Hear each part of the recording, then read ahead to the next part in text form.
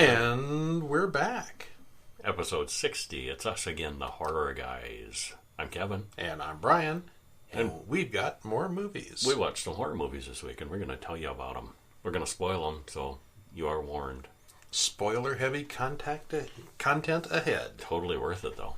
All except for the last movie. It's an indie movie. It's a new movie, and we won't spoil that. You haven't seen it probably, so we won't spoil much. Tales of Frankenstein. Yeah. Yeah.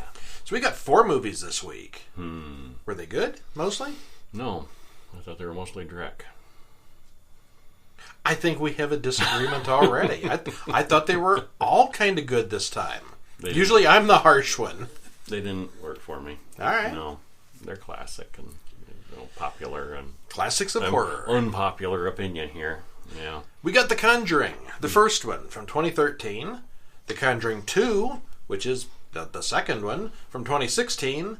The Curse of La Llorona from 2019, which is the newest one. And it's hard to say. La Llorona. La Llorona. Yeah, we only recently figured out. It's it's a double L. Yeah, it's like going to Taco Bell and ordering extra tortillas. With your tortillas with your jalapenos. Going to a Mexican restaurant and ordering Palo chicken, Palo Loco. I didn't know it was pollo. With some Palo Loco. I do that now, but anyway. That's okay. La Llorona. I called them tortilla chips till I was like 15, so there you go. Yeah. This is what happens with living in Ohio and Michigan. You don't get the Spanish accents quite right. Yeah, we're not in California or New Mexico or there's not as much fusion here in Ohio and Michigan. It's all Tex-Mex. Okay, so we got The Curse of La Llorona, or as they say down south, La Llorona, from 2019, and Tales of Frankenstein from 2018, and a really weird short film. Are you ready? I'm ready. Here we go.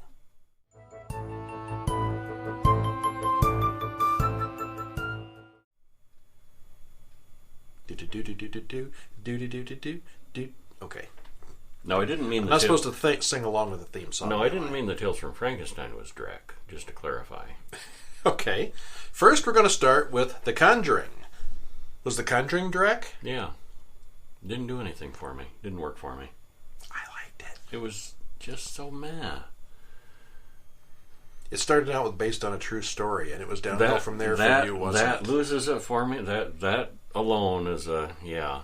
2 things that pushes his buttons. Take real events, which I don't believe are real, and then blow them up and make them even stupider. And there's some scary things. Let's say some holy words. Screaming and people being thrown around, and we'll show them a cross. That works, except when it doesn't. And I don't know. Just 2 things it takes to push his buttons. Based on a true story. That's one of the things. And 20 and 30-year-olds pretending to be teenagers. This movie only had one of those 2 things, but it was enough for him. It was a start. Yeah. Directed by James Wan, written by Chad Hayes, Carrie W. Hayes. Stars Patrick Wilson, Vera Farmiga, and Ron Livingston. Hour and 52 minutes. It's a link in the show notes if you have not already seen this one. Now, one thing I thought was really cool, it was a retro early 70s. They did that super well, so the retro was fun. The nostalgia was fun. It's like continuing on with Mad Men right up into the 70s, right? Yep. Yeah. Yeah. Mm-hmm. Well, we start out with Lorraine and Ed Warren interviewing a couple about a weird doll. This is the start of the Annabelle case in 1968. Which is based on a true story. Well, it kind of is. They talk about the little girl who moved into the doll, and then weirdness began. See, at this point, it was a little girl who moved into the doll. They hadn't retconned the story. Mm-hmm. They threw the doll in the dumpster, but she came back all on her own. The Warrens explain that there's no ghost in Annabelle. It must be something demonic. It's just a conduit for demonic forces. And it wants to possess them, not the doll. Mm-hmm. The lights come on, and we see that Ed and Lorraine are really just giving a seminar on the supernatural. Surprise! They're demonologists, or spiritualists, or just crazy people. Yeah. That's what they get called sometimes. Yes, all those things. Yeah, but they handle it. We get the credits, and then fast forward all the way up to 1971. A married couple, Carolyn and Roger, along with their 5 girls and the family dog, move to a new home. Right from the start, the dog won't go in the house. They soon find a boarded-up basement that they didn't even know existed, and the father checks it out. Big place, too. Big farmhouse. Yeah. Kind of run down, but cool place. It's big. Did they ever say what they did for a living? No. 5 kids buying a huge old farm, and neither one of them ever seemed to do anything. They never went anywhere for jobs or mentioned work, really. This is one of those things that, pushes my buttons. Don't think about too much. Where do these people afford this stuff? The next morning, of course, they find the dog dead. Didn't see that coming. Something killed it in the night. Meanwhile, Ed Warren introduces a reporter to the Warren's Cursed Object Museum, and since we're taking these movies out of order, we've already seen this in most of the other Conjuring movies. He explains that sometimes it's better to keep the genie in the bottle rather than leave these objects out in the world. Well, and he explains, too, the reporter asked why not just burn them all in a big bonfire, and he said, no, that would, set that things would release free, things. And, just better to keep them all bottled up and locked up. And his logic's pretty good. Yeah. Better to keep them in one safe place than... Yeah. Yeah, that's what a lot of people have thought in the past. Back at the farmhouse, the weirdness continues with strange sounds, sleepwalking children, and strange smells in the night. The girls are accusing each other of farting a lot. Gassy family. The wife wakes up every morning with new bruises, but doesn't know what's causing them. One night, she follows the noises, falls down the steps into the basement, and gets locked in. Meanwhile, the girls upstairs are being attacked by a ghost. Ed explains in another seminar that there are 3 steps of demonic possession: infestation, oppression, and possession. He even has them written out on a... And I wrote them down for my notes because I thought it was going to be important, and this never gets referenced again in the entire series as far as I can think. No, not really. Yeah. I mean, maybe that's in an outline somewhere, but it doesn't mean anything. Carolyn meets up with them afterwards and invites them to come see their house. They start their investigation, but it takes very little time before they suggest a full exorcism for the entire family. It's not the house. Something is attached to them. Lorraine does some research and finds that various people have died or committed suicide there over the past 150 years. They go in and set up with recorders, cameras, holy water, and crosses to stir things up. The rest of the family goes to a movie, leaving Carolyn home with Ed and Lorraine. While they're gone, a demon pukes in Carolyn's mouth. Yes, you heard that That's right. pretty much all. That night, things start getting crazy again. One of the daughters disappears, and they use a UV light to follow her footprints. It's like CSI for ghosts. They find her... High-tech. Very 1970s high-tech. Yeah. I don't know. I think my brother had a black light in his bedroom from like 1970 on. I don't know how high-tech that was then. Yeah. Never used it for finding ghosts, though. Well, they find her in a secret door inside the wall. That's where Laurie hides when he's afraid, explains April, the youngest child. Lorraine checks out the secret area and falls through the floor to the basement, where she sees bad things. Ed thinks that they have enough proof to be able to convince a priest to come do an exorcism, so they leave to go get one. Lorraine has a vision of her own daughter's dead body, but the daughter is currently fine. Except that night, Judy, the Warrens' daughter, is terrorized by the Annabelle the doll, who has escaped from her display case. Ed and Lorraine get there just in time, but they find Annabelle locked safely in the case. It wasn't really Annabelle. It wasn't Annabelle at all.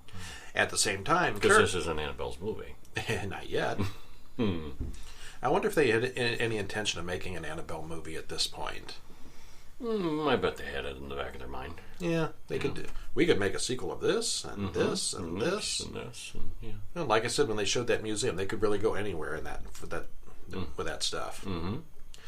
At the same time, Carolyn takes April, her oldest daughter, back to the house to sacrifice her.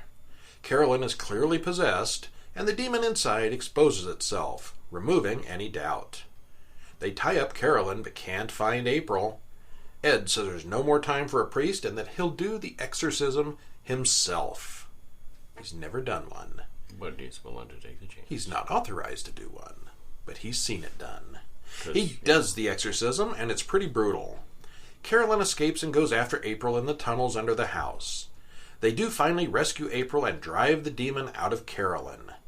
Afterwards, the Vatican approves the exorcism procedure, and then they mention that they want the Warrens to go check out this house they know of in Amityville. The end. And you didn't like all that. No.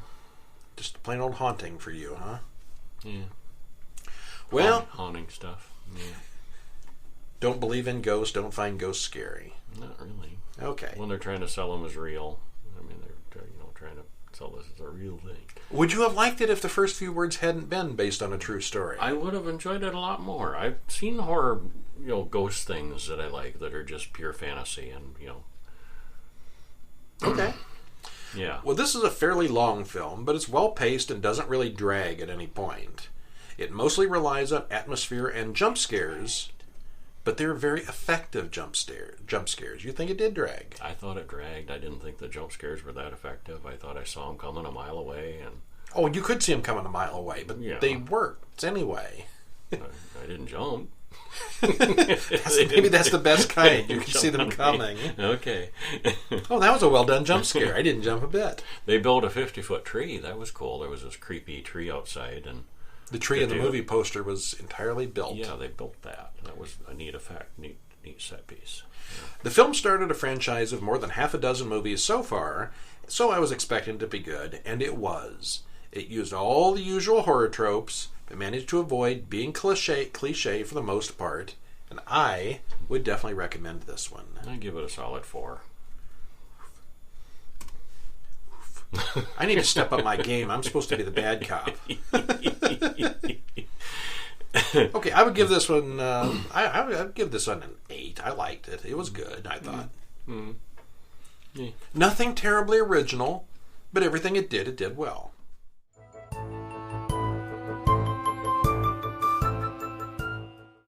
Which takes us to The Conjuring 2, 3 years later in 2016. Also inspired by true events. Well, they all say that. Yeah, still. Did you like this one better? No. Now, I was getting a little bored with the Annabelle movies last week, but I liked everything this week. Okay, you're allowed. Directed by James Wan, written by Chad Hayes and Carrie Hayes, stars Vera Farmiga, Patrick Wilson, and Madison Wolfe. Runtime 2 hours and 14 minutes. Link in the usual place. He didn't like it. I did. Amityville, New York, 1976. The church asks Ed and Lorraine Warren to check out the Amityville house and verify the claims of the Lutzes. And we didn't know ahead of time that this was the Amityville horror light. I mean, it was the Amityville house. Yeah. We didn't know it was, Well, they mentioned at the end of the previous movie as sort of a teaser. Yeah. But before then, we didn't know. We didn't realize that it was going to be Amityville. Yeah. Well, she has an out-of-body experience and goes upstairs to reenact the murders perpetrated by Ronald DeFeo a few years ago. Now, I do have to say that was kind of neat, because it was her reenacting it. You could see her with like an invisible shotgun. Yeah, and reflected in the mirror, you could see him with an actual shotgun, and yeah, that was a neat effect, I thought. As far as vision flashbacks goes, it was reliving the crime from his point of view. Yeah, I thought that was a neat effect, how they did that. She also sees didn't entirely hate it. Enjoyed moments. She also sees a little boy with glowing eyes. The boy leads her to Valak, the evil nun. And that name is important. Valak. Credits roll, explaining that their investigation and successes at the Amityville house made them famous. But then there was another haunting. So that was all about the Amityville house. Yeah, it was just sort of a teaser. Wasn't the main event. Yeah. 2 girls in 1977 London get caught smoking at school. Her mother's broke and has 4 kids to support. One of the girls has a homemade Ouija board, and when they use it, absolutely nothing happens. Just reading my note. And then some annoying British girls have a go at the Ouija, and everything turns to shit from there. Well, I mean, that's the beginning point of their problems. Pretty much. Yeah, that triggered things, so to speak. They never explicitly said that that's what triggered things. Well, I guess maybe it was the first thing we saw. But I think it was. Yeah. Later that night, one of the girls starts having Ouijas are the tool of the devil. Yeah. They invite the demons in. Could we get one? Might as well. If you don't see us next week, we got the Ouija. I've had a Ouija before. One of the girls starts having a two-way conversation with a ghost while her sister watches, and the little boy sees someone in his tent. The next day, one of the girls does battle with a ghost over who gets to use the TV remote. See, I used to have fights with my brother over that. She has to fight with the undead. Mm-hmm. How annoying. Meanwhile, Ed has a nightmare about the evil nun and paints it the next day. Lorraine recognizes it from her vision a few years ago. She wants to stop doing new cases. Because they're both kind of psychic. She's more psychic than he is. I don't think he's psychic. I think he's just he's Mulder and she's... Well, but he had a dream. Psychic. I mean, he had a visionary dream. Okay, he's he did. He's a little bit touched with the gift. He's a little touched, all right. As they say, yes. That night, back in London, the TV ghost returns to scare the little girl again. This time, he bites the girl and leaves a mark on her. Something else happens, and soon they're all convinced that the house is haunted. Even the police leave in fear, but they do suggest getting a priest involved. Because this is out of our league. When the cops can't help and they suggest a priest, you got a problem. Back in the USA, Lorraine and daughter Judy see Valak in their own home. She watches as the nun comes through the painting for a really good jump scare before she wakes up. And that was a good creepy effect, too, where they're coming out of the painting. There's a shadow on the wall that goes over to the painting. It sort of goes where the body would be. And then you see the painting. hands coming out from behind the painting, and then the painting becomes her face. Yeah, very cool effect. Yeah, that was a cool effect. A TV crew is in the London house to interview the family when the ghost of 72-year-old Bill Wilkins possesses little Janet right there on camera. He says he likes to hear them scream. They continue to sleep at the neighbor's house, but the ghost follows them over there since it still possesses Janet. The neighbors are not pleased. And then the neighbors say, you can't stay here anymore. Well, the priest finally brings the case to the Newmans. Lorraine warns Ed about her dreams and about the nun and the painting. They decide to go to London, but they're only going to look and observe, not get involved. Right. Sure. They meet the family and check out the house. Boy, an international flight in the early 70s was probably really luxurious, I bet. Leg room. Big plane, leg room, first class meals. Stewardesses with hats. Oh, yeah. Yeah. Yeah. Back when they actually explained the flotation devices instead of the pantomime. And, no terrorist watch points, no shoe bombs. It was a different time. Yeah. Get to carry your onboard luggage on. Ed talks to Bill the dead ghost. Lorraine, however, doesn't sense anything, which is strange. That night, the ghost shows up again, but Ed sings an Elvis song and makes everyone happy. Every good haunting is better when Elvis is there. And he does his own singing, because he is a singer. He was fairly good. Yeah. For an Elvis impersonator. Yeah. Ed and Peggy battle the old man's ghost while something else torments the children upstairs. Then they're presented with solid evidence that Janet is faking the whole thing. No. Lorraine still doesn't sense anything, and they all decide, hey, this is fake, let's go home. Yep. Ed then, on the train, does a trick with the audio recordings, and they hear Bill the ghost saying, help me, they won't let me go. Then Lorraine has a vision of old Bill being held prisoner in the house. They miss something. They return to the house to find that Peggy and some of the kids are locked out, and Janet is inside alone. And the girl tells her mother that she faked it because the thing told her that it would kill them all if she didn't get them to leave. And she did. Which is, and then it goes to kill them all anyway. So, Kids are so easy to fool. Yeah. Lorraine has to fight Valak. Oh, I skipped one. They return to the house, and Ed goes in alone, even though Lorraine is sure he'll be killed. She's been having visions of his death. Yeah, a specific way. He gets impaled with a stick, and he dies. And then, guess what is outside? His big old stick. Yeah, the tree gets struck by lightning, and it's nothing but a stick pointing straight up. You know where this is going. He gets sprayed in the face with steam and gets partially blinded. Lorraine then has to fight Valak, while Ed has to deal with the Crooked Man, another new character. Ed's hanging out a window, about to be impaled, and Lorraine uses Valak's name against him. Get back, Valak. And she's able to save Ed and Janet. The Crooked Man toy ends up in the Cursed Object Museum. Crooked Man's coming up as a movie this year. Oh, from this? The Crooked Man. Yeah, he's enough of a character. Another spinoff. Then they need the Ferryman to have one, too, from the Annabelle movies. Yeah. Yeah, he was good. They could, yeah. And the Bloody Bride needs one from the Annabelle movies. Yeah. They could just keep going with these. Yeah. Well, this feels maybe a little longer than it needed to be. This one did drag a little bit. And it also had a whole subplot, is it real or is it a hoax, that was maybe needed to make the characters more believable, but it stretched things out a bit more. It also cemented the nun as a serious character that deserved its own movie, which it very quickly got. Which we saw and reviewed already. The Nun was the first Conjuring movie we saw, and we both kind of liked it, and I've read nothing but trash reviews on it since. I wonder, seeing it in context with all these other Conjurings, if we would have had a different opinion of it. Yeah, maybe.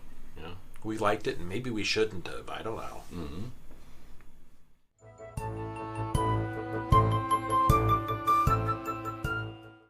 So speaking of liking things that you probably shouldn't. Nose, eyes. Nose, eyes. Nose, eyes. Okay, 3 noses. Our short film of the week is 2020's Nose, Eyes. And it's a Korean film directed by Ji-woon Man. Runs 13 minutes and 8 seconds. YouTube link below. Did you like it? No. I mean, there were bits of it You're cranky. You're cranky. I'm cranky this week. But I don't know. Something was lost in translation. And at the end, I said, that's it? You did. I literally did. Huh? That wasn't really scary or nothing. It was creepy body horror. I like this one. Okay. Next week, you get to pick. This didn't do much for me either. A girl lays in bed, listens to someone. A 4 out of 10. Yeah, okay. Yeah. Bits I enjoyed, but mostly, A girl lays in bed, listens to someone chant, nose, lips. There's a scary man at the end of her bed. And it's in Korean with subtitles. So, Well, yeah. It wasn't actually nose, lips we were hearing, but the subtitles said that. Or something like that. Yeah. Okay, she screams, but it's just a dream. The scary man was really her father, and his eyes looked all messed up. She tells her mother, who's on the phone to her brother-in-law. She lies to him about being outside and at work. She's clearly trying to get rid of him. The little girl wants to go in the other room to see her father, but the mother says no, leave him alone. Daddy's sick, and they've got some insurance money, and the mother says the brother-in-law is after the money. There's a knock on the door, and they both jump. It's the brother-in-law, and they get quiet and avoid him as he pounds. And looks in the window and tries to get, A little later, the daughter goes in to visit her father, and it's not quite what you'd expect after that. And I thought this one was just all kinds of messed up. It was awesome. Very tense. Awesome? Children in peril. Come on. Awesome, though? It was awesome. The director made a statement. The idea for nose, eyes came from an existing female criminal known as Lady Lady stabbed the eyes of her family and blinded them in order to get insurance money. Nose, eyes tries to picture the life of a young girl who has such a mother and asks the audience the following questions. What if your mother is a psychopath who harms your family to get insurance money? What if you're a 10-year-old girl living under the absolute influence of such a mother? What indeed? Yeah. Okay. I thought it was good. I thought it was good. Okay.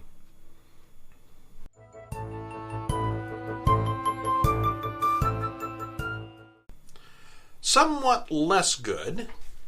The Curse of La Llorona, 2019. Yep. Set in 1973 for some reason. Because the past is freaking scary. Okay. Directed by Michael Chavez. Written by Mickey Daughtry and Tobias Yakonis. Stars Linda Cardinelli, Raymond Cruz, and Patricia Velasquez. Runtime 1 hour, 33 minutes. Also the shortest of the movies this week. Okay. We saw a short back in October called The Curse of La Llorona. That one was good. It was an Indian film about the La Llorona, which is a very Mexican myth. And I didn't understand what was going on in that. How did the Mexican ghost get to India? It's an international I don't think it is. All cultures have their... Well, I'm sure they all have something similar, but not called that. I don't know why. Yeah. But that one was good. That was funny. It was more of a comedy. Yeah, but that was stellar good. Okay. Yeah. This one. This one was not stellar good. Any special hatred on this one? They didn't pretend it was a true story. It's just part of the Conjuring. They're trying to say it's a true story. They're trying to make us believe it's, Okay, so it's a thumb down it's for part you. of the Conjuring universe, and that's all. It's not a bad thing by itself. Conjuring is all documentary. You liked Annabelle's, didn't you? Mostly? Mostly. Okay. You liked The Nun at the time. Yeah. All right. Yeah. No. All right. I hated this one less than the Conjuring movies. I give this one a solid 5. Because the Conjuring movies were based on supposedly real life psychics, and you don't believe in real life psychics, so you're thinking the whole thing is a fake sham to take advantage of people who want to watch that stuff? No, I don't think that at all. Meanwhile, in Mexico, 1673, 2 little boys give their mother a pendant, and she says she'll keep it forever. Somehow, one of the little boys gets separated from the others. He finds the mother drowning the other son, and then she does the same for him. Credits roll. We jump forward to 1973. 300 years to the day. What a coincidence. Mm-hmm. Anna. A fast and frenetic introduction to Anna and her kids. Anna works for CPS, Child Protective Services. She gets a call that the Alvarez children aren't going to school. Fast and frenetic. I noticed that. Even before what I just said. Mm-hmm. There's this fast, frenetic shot of Anna and her kids running all over the place. Mm-hmm. Like, can't you just say, here's Anna and her kids? You've got to see, like, family panic in the morning. Mm-hmm. Yeah. And it's the kids putting on their shoes. It's just getting ready in the getting morning their lunch, to start going their day. to the door. But it's shot in such a way, it looks like they had only 2 seconds to do everything, and it's all panic, freak out. They got up 5 minutes before they had to get ready and go. Which sometimes it is like that, but this was just edited that way. Yeah, edited this way, and I kind of get the impression this is how they live their lives every morning. It's like this. You don't have any kids, do you? No, but from what I've seen with people with kids, that's the way it is. If it's not that bad all the time. It is. I'd rather have a cat. Well, Anna works for CPS, Child Protective Services, and she gets a call that the Alvarez children aren't going to school. She also gets talked to by her boss for being late so often since her husband died. Exposition time. Her husband's dead. He was a cop. And she is sad. She goes over to the Alvarez house with a policeman in tow. We can see that Mrs. Alvarez is weird because she has candles all over the house. Did you ever see anybody in a movie with candles all over the house that wasn't weird, insane, or haunted in some way? That's what they do in movies. If you got candles, you're a freak. Alvarez... there's a thing that, a few candles versus, a house full of candles. I mean, she really was overloaded with candles. Every room, every shelf, all over the place. And what is it in monster movies when you go down into the dungeon or the caves beneath the castle? All the torches, all the hundreds and hundreds and hundreds of candles are lit. How many hours would it take to light all those candles? And who does it when Dr. Frankenstein is a busy man? He has a staff person for that. We never see him, but they should put him in the credits, candle lighter. But anyway, this movie does not have a candle lighter or a dungeon, but it does have a crazy woman with lots of candles. Alvarez wanders off, leaving Anna to walk around the house looking for the boys. Anna finds a locked door, but she opens it anyway. She finds the key. Inside, she finds the 2 boys who are hiding inside. "Close the door," they whisper. One of the boys has burn marks on his eyes, and they both say... Arms. What'd I just say? You said eyes. Yeah. Ow. Yeah. No, burn marks on their arm. Yeah. And they both say, "She did it."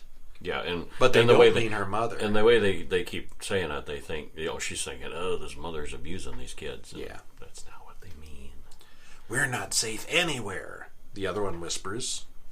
Well, Anna misses her dead husband, a former police officer. We see his picture on a desk or something. Meanwhile, the 2 Alvarez boys are having a rough night at the CPS building. Boy, are they ever. Tomas appears to be sleepwalking, and his little brother is trying to follow him. Then they both see something scary. Anna then gets a call saying they just pulled the two dead boys out of the river and they are very dead. She drags her own two children, Chris and Sam, with her to the crime scene. Because if you get called to see a couple of dead children, you're going to take your kids along too. She doesn't have a sitter. They're too young to leave alone. It's what the you middle gonna of the night. do? They What were you asleep. gonna do? You know what you gonna do? Got work to do? Bring the kids. Put them in the back seat. They'll be fine. At the murder scene. Put them in the back seat. Give them a Pop-Tart. They'll be fine. Mrs. Alvarez comes onto the scene, screams, and said she tried to stop her. She tried to stop La Llorona. Chris gets out of the car to nose around, as children always do in these movies, and hears a woman weeping away from the crime scene. She sees him and homes in on him. It's her. She grabs his arm, burning him in the same way that the Alvarez boy was burned. He runs to the car and gets in. She tries to get him in the car, but he rolls the windows up. Didn't have car windows in 1673. And that was a pretty good and creepy scene. And you know, and the car windows had these crank things that made the windows go up and down. It was really weird. It was the 70s, a different age. It was a different age, yeah. Yeah, now you just push the button and the ghosts are locked out. Mm-hmm. Wow. Okay, so Chris the son thinks he was imagining the whole thing, even though he has a real burn mark still on his arm. Father Perez, the priest from the Annabelle film, explains the concept of smudging at the funeral for the Alvarez boys. And that seemed a little contrived. It had nothing to do with anything other than the fact that, look, here's that priest. Link them together, and this is how we can do it. Okay, we'll have the Perez guy, yeah. How can we make this a Conjuring movie since, Patrick Wilson and Vera Farmiga are busy? That priest hasn't got anything to do this week. Yeah, we'll bring him in. Because the priest is in 2 scenes. He interacts with one actress, just Anna, nobody else, and that's the end of it. He doesn't interact. He doesn't save the day. He doesn't come to the house. Thin connection to fit this in with the Conjuring. Literally, the priest actor probably had a free afternoon, and they filmed these scenes with him. And then they could say, look, it's a Conjuring film. I think that's really exactly it. Mm-hmm. Okay, so Anna asks him about La Llorona, and he explains that she's the weeping woman and tells the legend. She murdered her own children, and now she roams the earth in search of replacements. At home, Anna's daughter Sam now hears the weeping woman too. She can see her through her clear umbrella. And what was the reason she was mad at her husband? Because he was a jerk. And Who? so that's Anna? why she killed the kids, the boys, to take to take her husband's prized possessions away. The woman in 1673, her husband got another woman pregnant. Oh, yeah. And she wanted to make him jealous, so she killed his prized possessions, which were his children. And hers. Yeah, well, she regretted it right after. She did. So that's okay. Yeah, she regretted it so much she became a wandering ghost for 300 years. The woman leaves her marks on the daughter as well. Raphael, Mrs. Alvarez's priest, investigates her now empty home. See, so there's actually 2 priests involved. The little crossover guy that was in 2 scenes, and then this guy who they brought in to do the action and the heavy lifting in this film. The actual action and the actual necessary stuff. See, now if they'd had the other priest do all this other stuff, then I'd call it a true crossover. But it was just that one character with a tiny link, and it feels cheap. And why couldn't they have used him for the whole thing? Oh, they could have. Yeah, they should have. Raymond Cruz needed to eat. Well, yeah, it was nice. Well, he's gained a lot of weight since Breaking Bad, hasn't he? Mm-hmm. Priest Tuco. Anna starts hearing odd noises around the house. She catches Chris sleepwalking, and then she sees the woman. The next day, Anna goes in to see Mrs. Alvarez in jail. Alvarez blames Anna for her boy's death, since she had the boys safely hidden. She told La Llorona to go after Anna's children. She prayed for it. Chris is hurt in an attack. Let's make a deal with the ghost. You take their children, bring mine back. Bring mine back. Yeah. I don't think it works that way. Chris is then hurt in one of the attacks, and the hospital, ironically, ends up calling CPS on Anna. She still doesn't tell Detective Cooper what she's going through, even though she probably should. The woman attacks again that night. Anna and the kids go to see Father Perez in his second scene, and he tells them about Annabelle. He believes the La Llorona story. He can't help her directly, but he knows a guy who used to be a priest and now might be able to help. Mm-hmm. It's Raphael, who now recognizes her from the Alvarez funeral. He senses great evil in their house, but sets up candles and other magic defenses in their house. That night she returns again, but Raphael drives her away. The woman grabs Sam, and Anna has to search for her in the swimming pool. Anna grabs the woman pendant off her neck. Sam gets away, but she's now under the woman's control. Mrs. Alvarez shows up out of the blue with a gun, and she breaks the seal, keeping the woman out. The kids hide in the attic, and when the woman attacks up there, Chris shows her the pendant, which turns La Llorona human-looking. Anna then stabs her with a cross made of some kind of special wood, and the woman explodes in a gusher of black juice. The end. And you didn't talk about the first time the stupid little girl, the Perez priest, he made these, the magic words, and wasn't it beans, crushed magic beans? That he put a line basically at the doorway. There's some kind of wood that she didn't like. That she couldn't cross. I thought it was beans. Wood chips. Yeah, okay, yeah. Put a line and, with the sacred words, and that sealed, she couldn't come in. Well, the little girl's doll fell outside, and so she's reaching and reaching and reaching, and it's all suspenseful because she's like, her knee is brushing the barrier, and she's reaching, and the mom screams at her like, what the blankety blank are you doing? and she says, oh, Mom, I got my doll, and I didn't break the barrier, as she breaks the barrier, dragging the doll back into the room across the barrier. Kids are stupid. Kids are stupid. She was so Kids in horror movies are extra stupid. This kid in this horror movie was especially stupid. Oh, it was the glorious age of aluminum TV dinners. I remember that, too.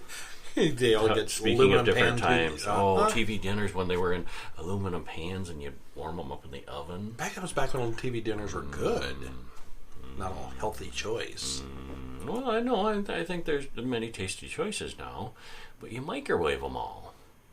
Very, very few come with oven trays anymore. That you can even that you don't even have the option of cooking them in the oven. You put them in the oven. It takes an hour and a half to cook. Those things are frozen hard. So worth the wait, though, and the tray keeps it warm and metal.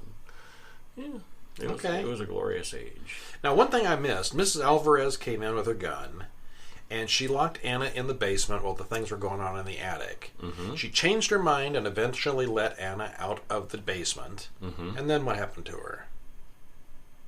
Did anything happen? She just sort of went away. Nothing happened to her. She didn't die. She didn't sacrifice herself. So. She just wandered around in the basement or something. Yeah, just kind of hanging out, I think. Okay. I don't remember anything happening. I don't either. Yeah. Well, I think maybe the theme of all these Conjuring movies is that living in the 70s was just plain terrifying. Far more so than life today.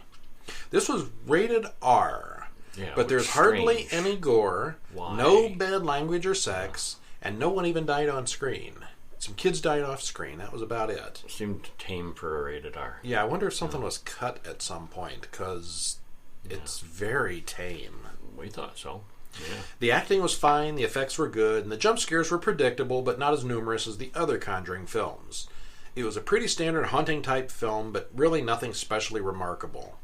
The only link to the other Conjuring films was a story told by the priest, which felt a lot like it was shoehorned in after the rest of filming to make it fit in with the already established series. Felt like a cheap link to the series. Mm-hmm. A thin link. Yeah.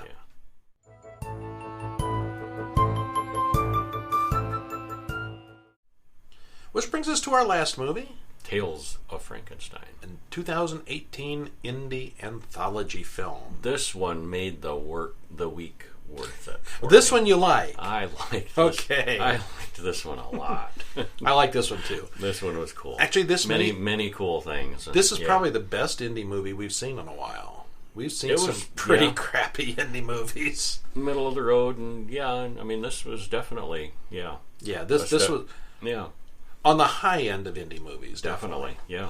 Kind of low on the high end, studio type scale. Well, you could, it was, but really good. More, what do you say? Professional, more talent, more talent, more better. This is the more betterest movie. More better than a typical independent movie. Okay, Tales of Frankenstein from 2018, directed and written by Donald F. Glut, I know I've read some of his stuff somewhere before. Okay. Stars John Blythe Barrymore, Buddy Daniels Freeman, and Jim Tavare. Hour and 52 minutes. It's an anthology. It is. And some of those indie anthologies we've seen are touch and go. Mm-hmm. Well, we are told in the introduction that these are the tales of some of the later followers of Frankenstein, his descendants and students and so forth. His legend lived on. His did. work lived on. And there's this painting of Frankenstein that shows up in all the different... I want that painting. I want one of those. A copy of that. Every time they showed, he's got these books down at the bottom. Yeah. And the spine of the books have very clearly painted letters on them. They said something. I couldn't quite make it out. Yeah. Good. I'd like to know what his books were. Anyway, it's a cool painting that is passed on through time. It shows up in all the segments. Yes. Well, these stories go through time. Yeah. The oldest one first, moving more closer to modern time with each one. Segment 1, My Creation, My Beloved, Bavaria, 1887. Dr. Gregor Frankenstein has Victor's notes, and he wants to make his own creature. His pen pal, a lady scientist, has died and sent him some part of her body to use. Actually, she never says what part she sent him.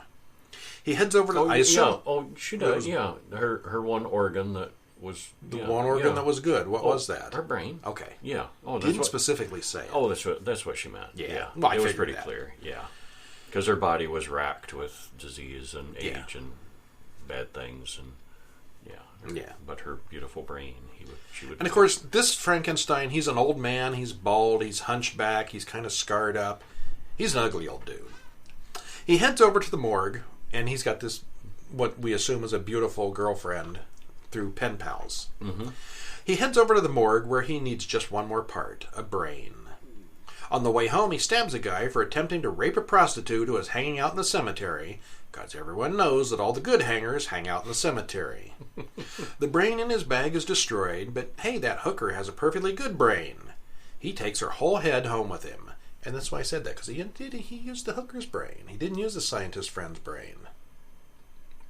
That was kind of clearly spelled out in the story that he used the hooker's brain. Which doesn't make any sense, because it was her. Yeah.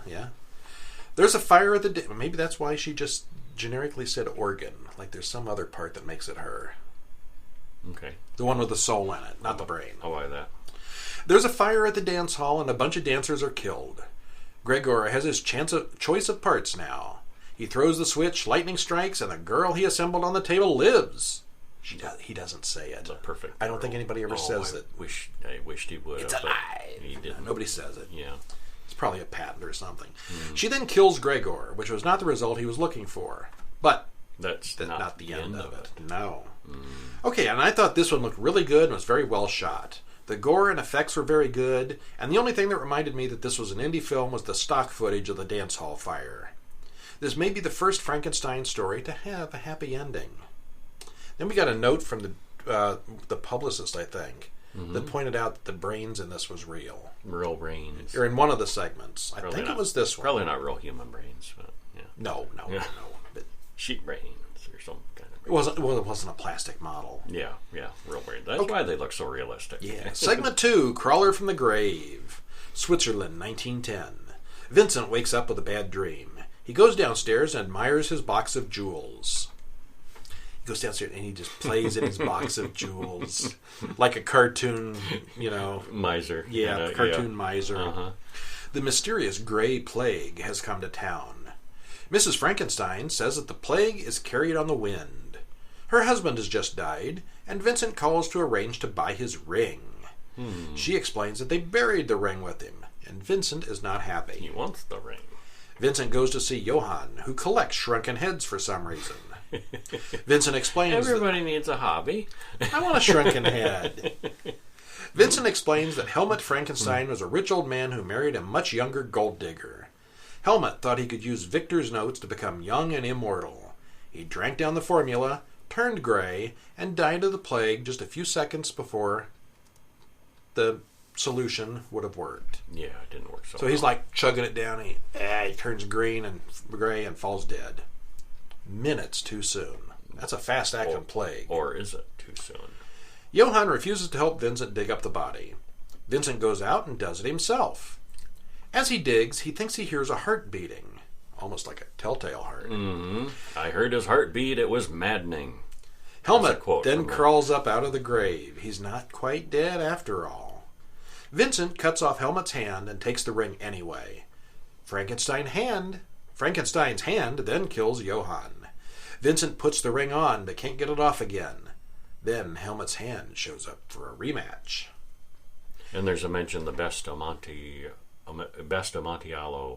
that money can buy. There's a lot of Poe references. Throughout these. Yeah, they sneak a lot of stuff in, which was a lot of fun.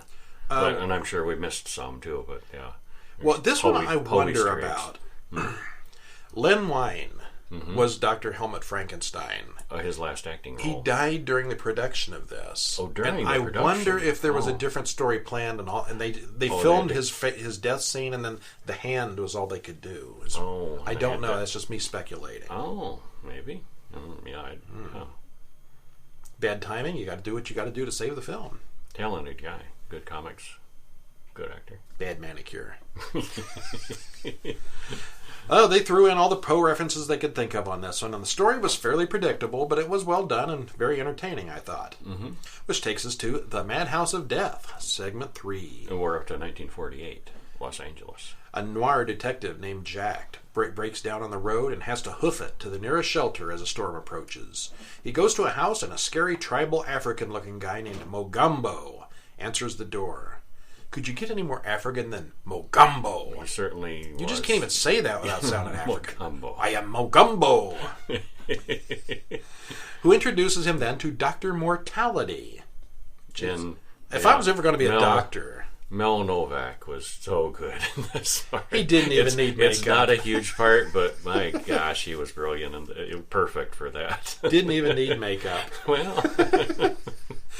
Dr. Mortality is thrilled when Mogambo explains that the one has arrived. 3 Chinese women appear out of nowhere and offer Jack tea and fortune cookies. That's what Chinese women do, right? and that's Anna May, Anna Lou, and Anna Lee. The 3 Annas. Okay. Jack gets sleepy because Mortality has drugged the tea. And they're all Mortalities. Concubines? We'll go with that, yeah. I guess you could call it that. Brides of Mortality. Yeah, the Brides of Mortality, yeah. Mortality then introduces Gargantus, a huge gorilla. Mortality is planning to remove Jack's brain and transplant it into Gargantus. Because science. It's a fairly standard horror movie plot. Yeah.